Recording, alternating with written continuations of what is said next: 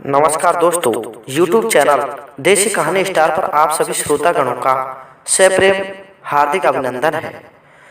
श्रोतागणों, आज की कहानी एक काणी ऊँटनी और एक बूढ़ी माता की है।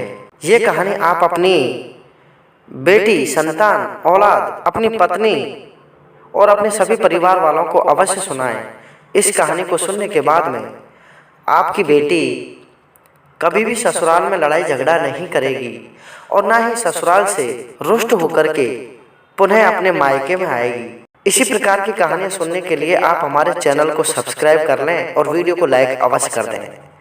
तो आते हैं कहानी की ओर। प्रिय श्रोताओं, एक समय की बात है कि एक नगर में एक पति पत्नी का जोड़ा रहता था। उनके पास में कोई ऐसा खास कार्य नहीं था, कोई काम धंधा नहीं था। उनके पास में सिर्फ 2-4 बीघा जमीन थी। सुबह का वक्त था। वो पति पत्नी का जोड़ा एक छोटे से किसान के रूप में अपना जीवन यापन कर ही रहे थे कि उनको एक छोटा सा बच्चा पैदा हो जाता है। उस किसान की पत्नी ने एक छोटे से बच्चे को जन्म दिया। बच्चा महीने 2 महीने का हो जाता है। एक दिन उनकी पत्नी कहने लगी कि सुनो जी, मैं खेत पर कुछ कार्य करके आती हूँ, फसल की निराई गुड़ाई करके आती हूँ। आप हमारे बच्चे को खिला लेना और यदि ये बच्चा रोने लगे तो इसको मैं एक कटोरे में दूध रख करके जा रही हूँ, आप इसे पिला देना और अभी मैं इस बच्चे को स्तनपान करा करके जा रही हूँ। श्रोताओ, ऐसा कह करके उस किसान की पत्नी अपने खेतों में काम करने के लिए चली जाती है। इधर क्या होता है, किसान का बच्चा 1 घंटे बाद में तब उसे भूख लगती है तो वो रोने लगता है। कभी भी ध्यान रखना, छोटा बच्चा रोएगा नहीं, तब उसे भूख लगेगी या कोई दुख तकलीफ होगा तो ही वह बच्चा रोएगा, वरना छोटा बच्चा कभी रोता नहीं है। 1 घंटे के बाद में जब वो रोने लगा तो उस किसान ने उस कटोरे में से दूध निकाला और उस बच्चे को पिलाने लगा, लेकिन वो छोटा ही तो था, वो पी नहीं पाया और रोता बंद नहीं होता। तो उसने सोचा कि ये दूध शाम तक खराब हो जाएगा, इस दूध को तो मैं स्वयं पी लेता हूँ और मैं इस बच्चे को खेत पर ही ले जाकर इसकी माँ को दे देता हूँ।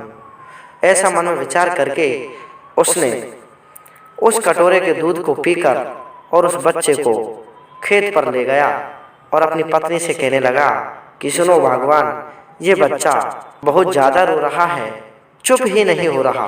उसकी पत्नी कहने लगी कि मैं जो कटोरे में दूध रख के आई उसको आपने इसे पिला दिया।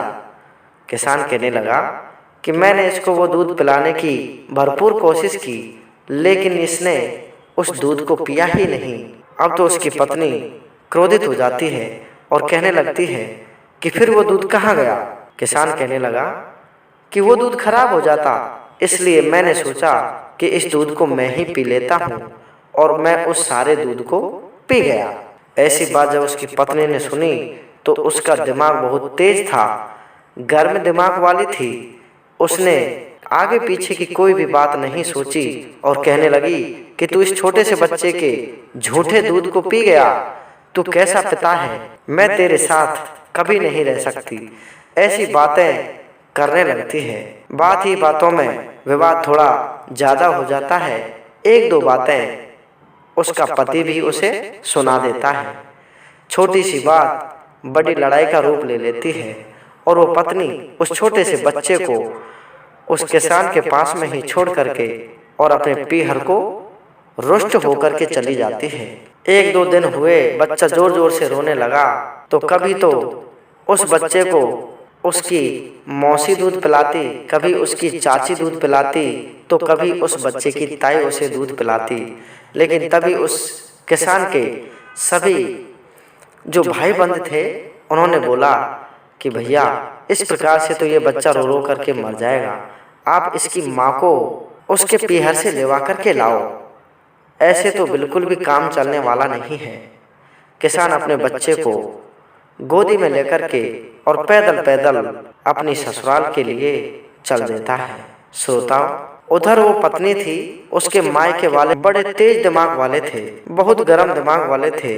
वो कहने लगे कि हमारी बहन या हमारी बेटी को उसने तंग किया है, अब तो इसको इसकी ससुराल में वापस कभी नहीं भेजना है। प्रिय श्रोताओ, वो किसान अपने बच्चे को लेकर अपनी ससुराल में पहुंच जाता है और वहां जाकर कहने लगता है कि हे भगवान, मुझसे जो गलती हुई है उसे माफ़ कर दो और मेरे बच्चे को दूध पिलाओ और उसे लेकर के पुनः वापस अपने घर पर चलो। लेकिन वो सभी उससे लड़ने के लिए तैयार हो जाते हैं और कहने लगते हैं कि या तो आप अपनी इज्जत को बचा करके यहाँ से चले जाओ, वरना हम आपको पीट देंगे, आपकी पिटाई लगा देंगे। जब अपनी इज्जत पे बात आई तो वो किसान अपने बच्चे को लेकर के वापस लौट जाता है। वापस लौटते वक्त एक जंगल में होकर के जैसे ही वो गुजर रहा था, खेतों में होकर जैसे ही वो जा रहा था, तो उसे एक बूढ़ी माता मिली जो एक कानी ऊँटनी को चरा रही थी। कानी ऊँटनी को खेत में चारा खिला रही थी। वो उसको देख कर के कहने लगी कि बेटा, मैंने देखा कि सुबह आप यहाँ से इस बच्चे को लेकर के गए और अब इस बच्चे को वापस ला रहे हो। इधर से जाते वक्त भी ये बच्चा रो रहा था और उधर से आते वक्त भी ये बच्चा रो रहा है। क्या इसकी माता मर चुकी है? किसान कहने लगा कि हे मैया, इसकी माता मरी नहीं है, लेकिन मरी के समान ही समझो।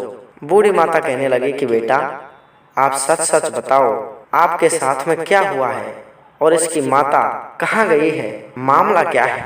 किसान कहने लगा कि माता, इस बच्चे की जो माता थी, इस बच्चे की जो माँ थी, वो खेतों में काम करने के लिए गई और अपना स्तनपान करा के इस बच्चे को मेरे पास में छोड़ गई और कहने लगी कि मैं कटोरे में दूध रख कर के जा रही हूँ, जब ये बच्चा रोने लगे तब इसको ये दूध पिला देना। मैंने इस बच्चे को उस दूध को पिलाने की काफ़ी कोशिश की, लेकिन इसने पिया नहीं, तो मैंने सोचा कि ये दूध खराब हो जाएगा और मैं उस दूध को पी गया।